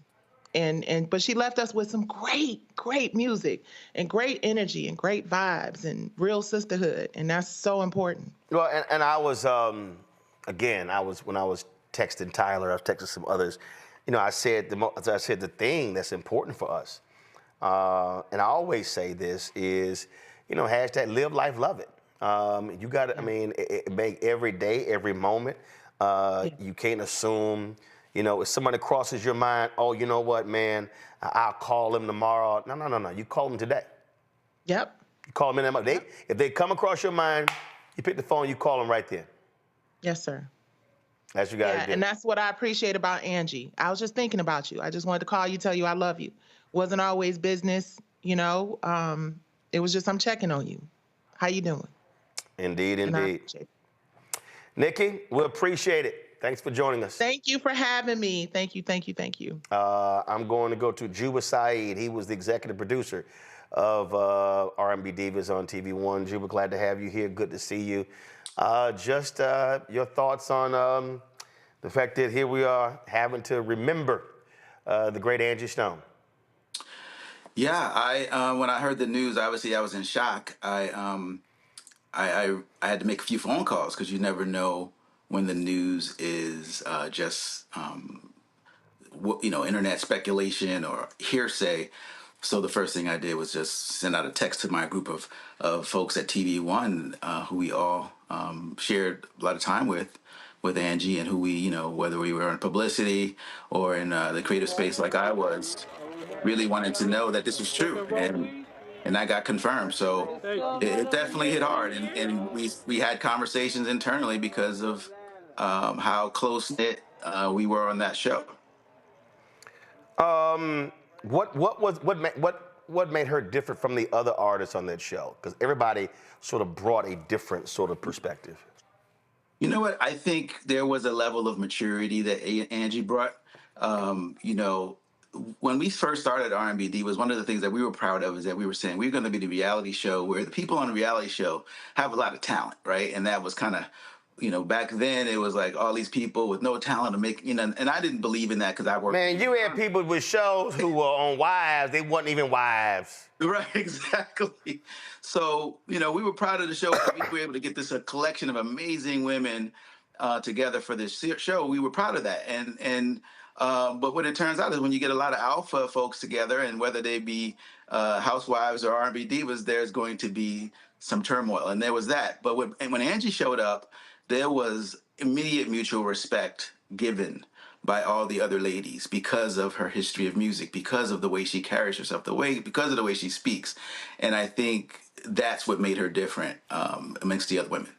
Of course, there were different people in different shows. Go to my iPad, when they visited, my News One Now said it was Nikki, it was Mo, it was Angie, and I can't remember. I think Kiki was late to that one. I can't remember. So yeah, Kiki was probably late. But it was. But again, you're right from a maturity standpoint.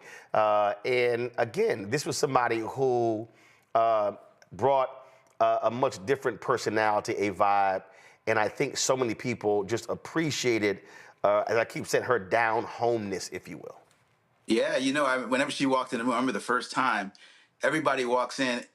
When she walks in, everybody starts singing her songs, and she, because of the kind of heart she had, she never got sick of it. She sang along with you, and with whatever song you're singing, whether it was Black Brother, which was one that a lot of people would sing whenever she walked in the room, and she would chime right on. She was completely humbled by it. Sometimes I always wonder, because an artist might sing a song 100,000 times, and it felt like she never got sick of that song. She never got sick of the other songs that people would sing when she walked into the room, because it was a celebration of her and her talent. And the way that the energy she gave out, and I'm guilty of it too. I was happy to be guilty of it, and I was always nervous because I'm like, I don't want to offend. But listen, she welcomed that kind of energy every time. Indeed. So, she's going to be missed, as Nikki said. Has left a significant body of music that we can always enjoy for eternity. But still, we'll miss that big smile and that big hug. And I'll miss all that trash talking she said when it came to stage. She was that girl. I remember there's one thing I still carry with me today that it's a little innocuous, but she was about her business. And in the negotiations to get her on the show, she was about her business. And when we first sat down after she signed, one of the things she said to me, and it always stuck with me, and I might misstate it a little bit. She goes, "The deal ain't good until it's signed on the wood." And I repeat that to myself because of everything that we do in our business. Oh, so-and-so is going to work with you, or this is going to happen, that's going to happen. It ain't happening until the deal is signed on the wood. And I got that from Ange. Absolutely, absolutely. Doc, I appreciate it. Thank you, Roland. I appreciate you, man. Thanks a bunch. I'm going to go to my panel right now and get their thoughts and perspective. And we're going to get Anthony Hamilton on the line also, reaching out to Calvin Richardson. First and foremost, Joy, favorite Angie Stone song? Brother. I mean, that song is beautiful. And I know that I never forget, we were having like a graduation party, and we had like a video, and it was for a young man who was graduating, and we played that song. It is a beautiful song, and frankly, sometimes we overlook our Black men, and we don't always show how much we love them. And the world doesn't show how much that they are loved. And so this song was an ode to them, and this beautiful Black woman singing it. I mean, it was just so meaningful. It still is.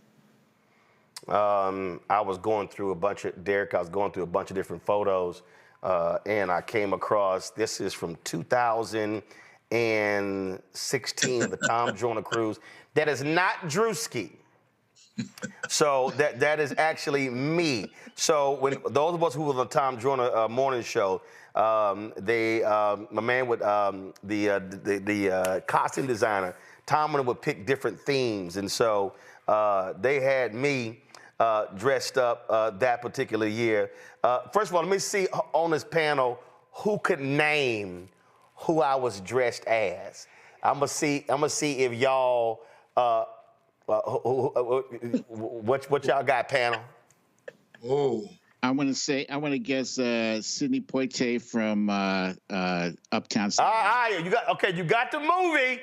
It was the Bill Cosby character. Oh. The Bill Cosby character, okay. It was the Bill Cosby character. Now, Henry in the control room, his ass old. He was like, "Oh, that's Bongo Slade." So he know. See right there, that's what you use to test Black people in a Black card. If they saw Uptown Saturday Night. Joy was hiding like, "Oh, Lord, oh my God." I saw you hiding, Joy. See, Joy one of them new Negroes, see. Joy is younger. For Joy, Black cinema started with Love Jones. Exactly. They can't go back. They can't go back to Uptown Saturday Night. Let's do it again. Can't go back to Cooley High, Car Wash. Them new Negroes start at Love Jones. Actually, Car Wash. Now, with the big afro, come on. Yeah. So with the fish in the heels, and come on, man. Come on. So Derek, your thoughts on Angie Stone? Listen, I met Angie when I first retired from the Navy, and my business partner at the time wanted to get into concert promotion. And this was in 2004, 2005. And he said, "Hey, maybe we can get Angie Stone to be the headliner, and then get, Earthquake to be the opening act," because he wanted to do this R&B and comedy type thing, and she was open to it, and man, down to earth. And I know a lot of folks, Roland, try to put Angie in this box, but there's a reason why we say neo soul. There's a reason why we say mahogany soul. There's a reason why we say that she can rap and down to earth, because that was Angie Stone. She was that sister that will sit down and play spades with you, like you said. Just talk about what was going on in Atlanta or South Carolina or wherever you are. She was that sister that was just down to earth. And you asked what was the favorite song. My favorite song that Angie was Brother as well, because she wanted to acknowledge us, that this world that was beating down brothers, she didn't care if you made 6 figures or 1 figure or a nickel. She wanted to acknowledge that we are Black men who give to this society, those who carried the briefcase and those who did not. And that's the reason why Brother was one of my favorite songs, because if you ever had a chance to meet Angie Stone, that tribute meant something, especially as a Black man.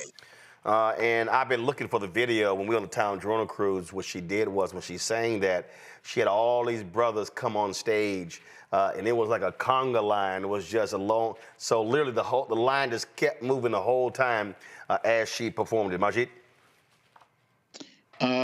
Roland, I got to keep it real with you. I have not had the pleasure of familiarizing myself with Angie Stone. Oh, see, you got to lock yourself in a room now. See, you got when the show's over, you need to lock yourself in a room, and you just need to go ahead, and I don't care what streaming service you use, because her music gonna blow you away. You gotta do that, Doc. Mm-hmm. I'm looking forward to it, because the tributes that I've heard today are just absolutely beautiful. So, absolutely, I definitely look forward to hearing her music. The thing, and y'all let me know when we got Anthony Hamilton, so we can holler at him. I mean, like so many artists, Joy, she was recently on video talking about her battle over her royalties, over the music. And you heard you would talk about being about her business. Play that video here. This is Angie right here. Hey, what's up, family? It's your girl, Angie Stone. I did an impromptu this morning. Happy holidays. I'm just gonna wait for some people to get in here. Some stuff I need to talk about. I didn't go about it the setup way, mainly because I've been dealing with a lot the last month, a whole lot. And I'm just here to let you know I am so outdone with things that have been going on in and around me. And because we're at the end of 2024, I kind of just want to shut it down. Looking forward to 2025. I want y'all to go like and share, get some people on this live, mainly because I'm about to reveal some stuff that, Lord just told me to talk about today. Going out of this year, going into a new year, I need to bring you guys up to speed with some things that I've kept very personal and to myself. Some things I wanted to share and other things I didn't want to share, but now I'm okay to reveal some things that is probably going to shock some people. So I'm going to give you a little bit more time to get some people in here, because it was a lot for me to get on here and do this. I mean, this last month has been trying. First out, I want to shout out all the people in Detroit.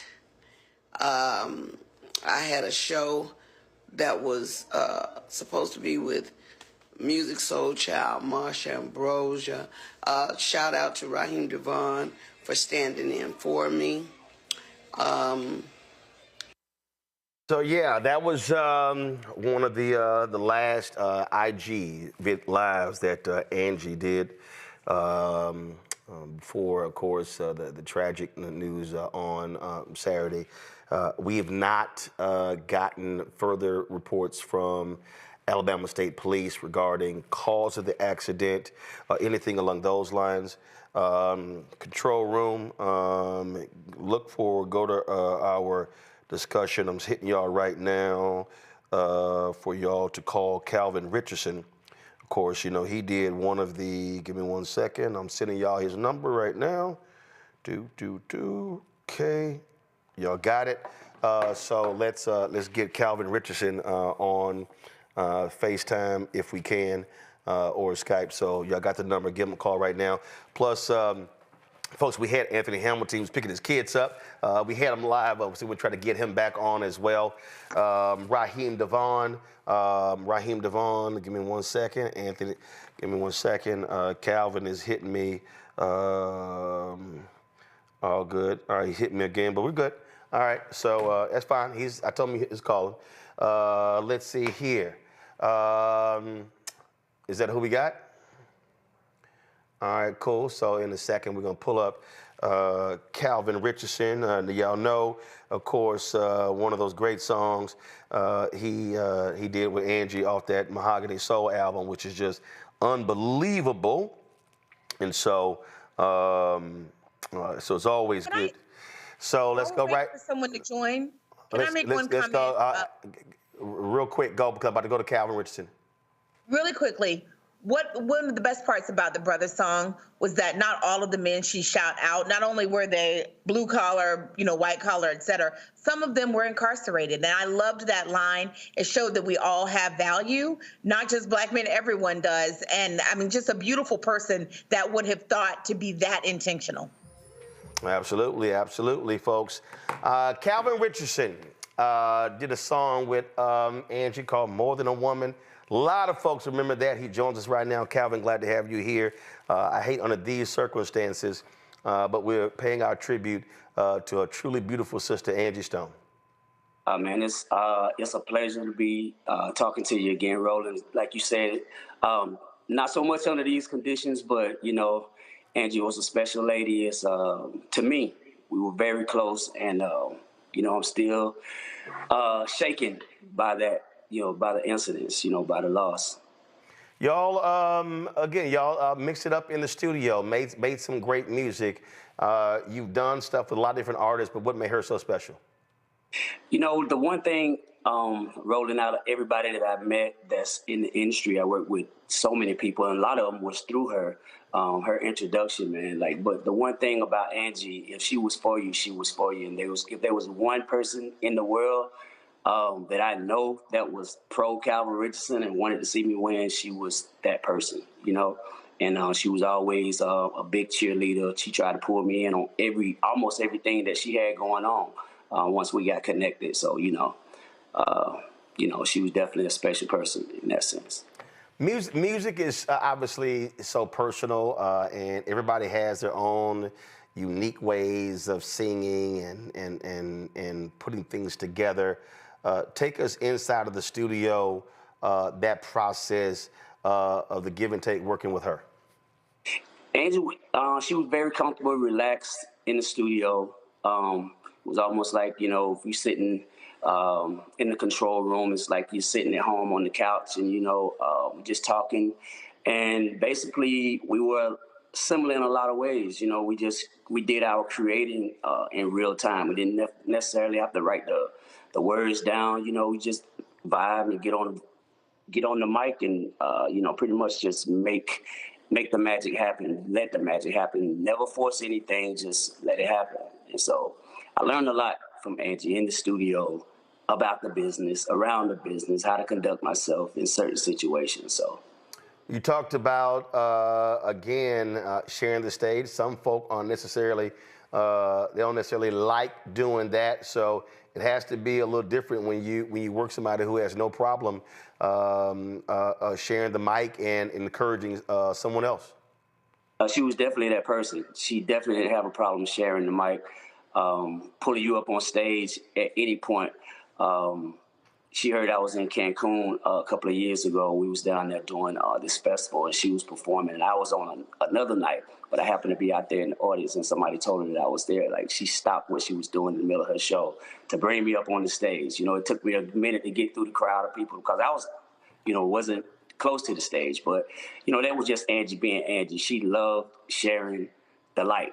She didn't have no problem, making it not so much about her, but whoever else that she could encompass in the spotlight. She was good with that. I asked our panelists this. I'll ask you your favorite Angie Stone song.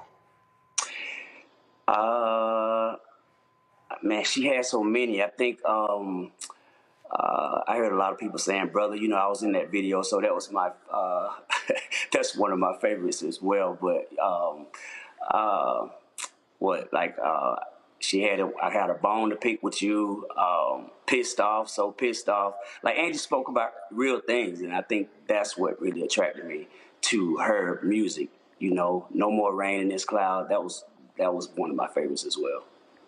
What would you say something that you would want folks to know about Angie Stone they don't know? You know, Angie was very, as much as she loved sharing the light, she was very competitive in a sense that, you know, when she take the stage, like everybody, you could be a friend off the stage, but if you're on the lineup, like Angie is really gonna go out there to do her thing, and she gonna make you work for it. If you gotta come behind her, you came before. She gonna make sure that you know your job is not gonna be easy that night. That's just how she was, and that's just say a lot about how she delivered, you know, the product that she made up with her songs, and you know, I embody that myself. Like I said, just being around and learning those things. But she was very competitive in that sense. She wanted to be known. So what you're saying is she'll put that pressure on you, and so you're gonna have to bring your A game if you coming behind her. No problem applying the pressure. She's gonna do that. She's gonna make you feel it too, you know, and enjoy, you know, doing it.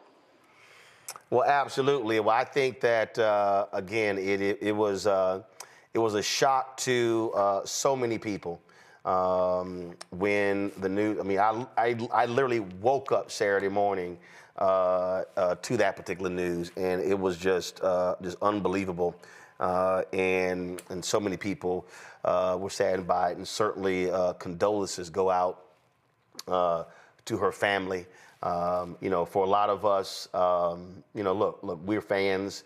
You know, how we look at this, but for them, it's a lot different because they've lost a mother, they've lost a loved one, and so I think a lot of people just need to remember that that's the case as well. That's right. That's right. And you know, Angie was family for me. You know, she was like my sister. A lot of people tied us together. My phone hasn't stopped dinging yet, you know, ever since it happened, you know. And so, you know, I'm still, like I said, still processing it, still trying to wrap my mind around it. This is crazy. But, you know, she definitely will be missed. There'll never be another Angie Stone. She's the only one. Indeed, indeed. Calvin Richardson, we appreciate it, my brother. Good to see you. Thanks a lot. All right, thanks, man. Folks, as we said, we're still trying to get Anthony Hamilton on the line. And, you know, it's always, Derek, in these situations, you know, when someone is in old age, someone has been ill, you take a Quincy Jones, lived a really, really full life. But it's always so hard to see someone who was literally on stage the night before, hours before, and then find out several hours later that they perished in a car accident. I think that's just also what makes it so difficult, I think, for folks to also have to put their arms around.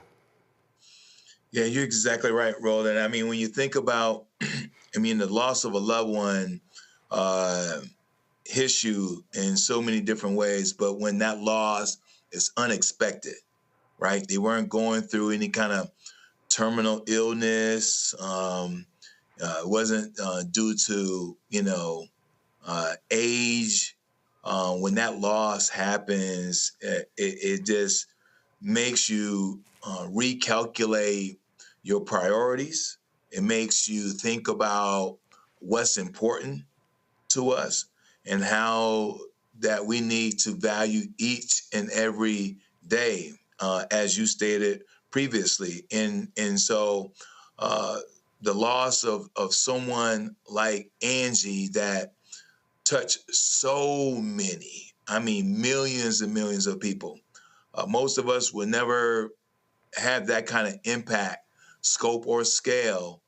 And so when you think about this treasure, this beautiful being that God blessed us with for 63 years.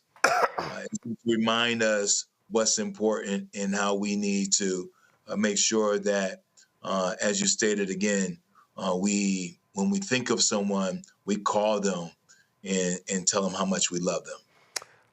Eric Benet actually dropped a video a couple of months ago. He and Angie were actually at a funeral of an artist who they both work with. He posted this on Instagram. Let me go to it. So pull this up. Our brother Jonathan Richmond. It was a beautiful, beautiful celebration. But we got work to do. We got to do some unfinished business. We absolutely What do you say? I know that we do. I think we came together because of John. Because the first time I met John. Wait a minute, how you got him? How did you get him out? I kind of stole him. I was in Indonesia and Angie was doing this incredible show, and I saw this dude on keyboards. John was big back then. Yes. And he was playing his behind off, and we in the church. I can't say what I was really going to say. You say behind. Okay, I can say behind. He was playing his behind off, and then he started singing, and I'm like, I don't know who that is, but I need to meet that brother right there. And he went to plot. I'm gonna get him. Well, you know what? Then he became my brother. And he was both of our brothers. That's right. And we sent him off today, but he's not really gone because his music is with us, and we're now joining the music. So, you know, and I'm been doing some work, and we about to lock up, make up, and keep up. We ain't gonna let y'all young people upstage us on this podcast. That's right. Come on. Come on. I love you. I love you more. All right. Thank you. That was Eric Benet, and so as he shared his thoughts and reflections. And that was just a couple of months ago. They were at that particular funeral, and now Eric now mourns Angie Stone. So let me thank. We're going to end our tribute here. We know, so we're going to try to get Anthony Hamilton on tomorrow. No, he was busy. He was literally in the middle of picking up his children, and so we're going to try to get him because we definitely want to allow him to share his thoughts. Raheem Devon wanted to join us as well. He's actually live on the Quiet Storm on WHUR. The whole tribute is to Angie Stone as well, so we're going to try to get Raheem on as well. So let me thank Panel Majid. Thank you for your first time on the show. Appreciate it. Good job. Derek, Joy, thank you so very much as well. Thanks all for being here, folks. That is it for us. And I'll say again, and you heard me say it right there.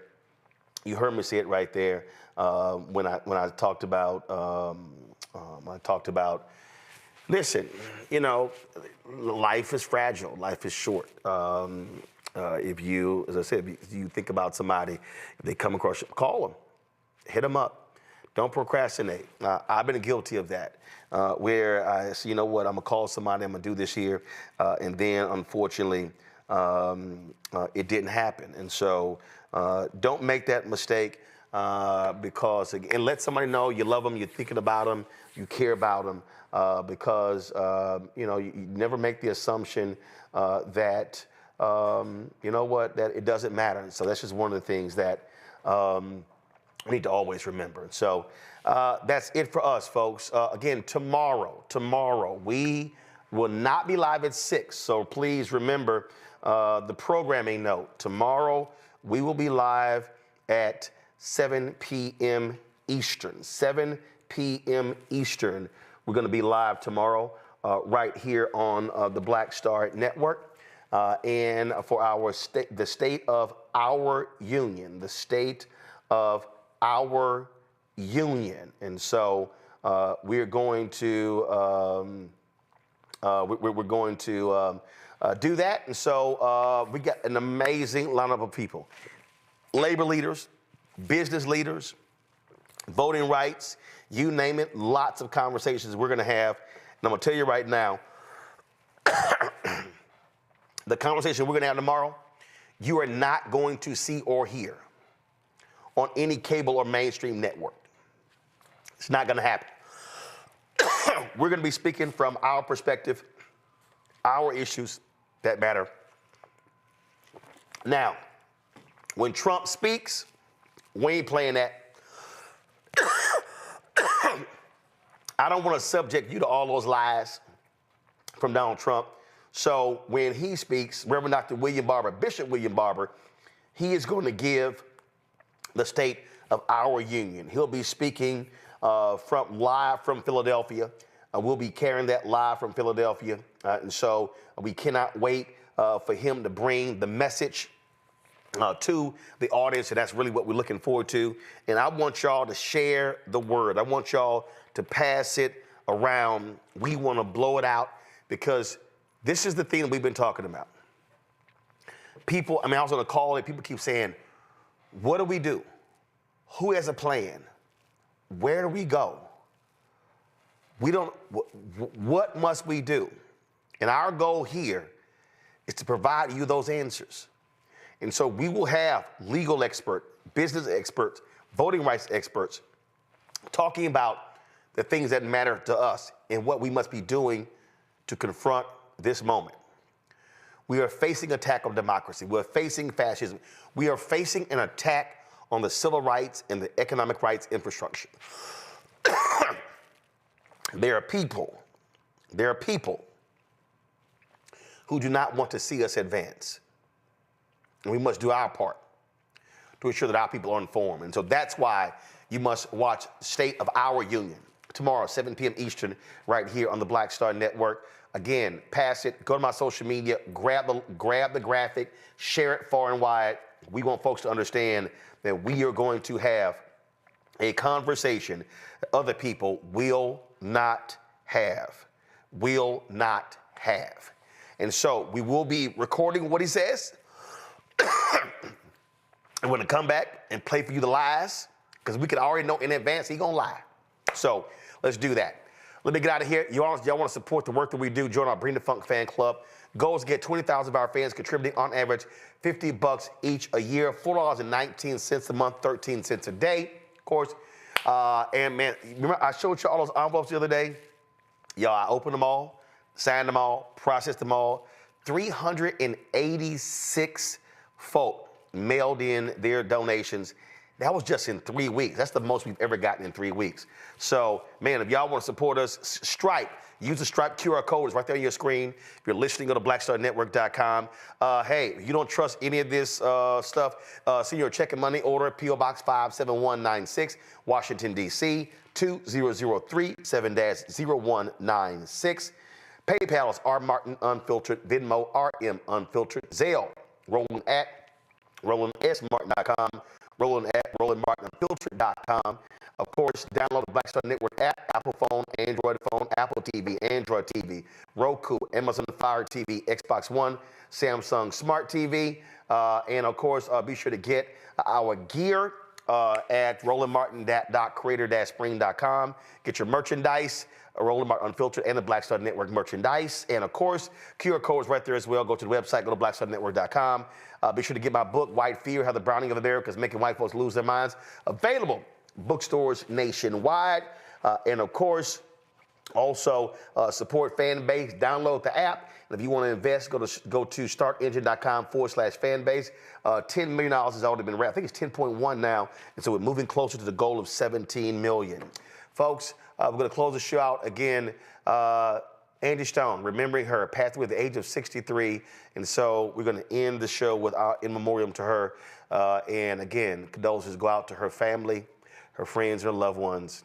Folks, I'll see y'all tomorrow right here on the Black Star Network.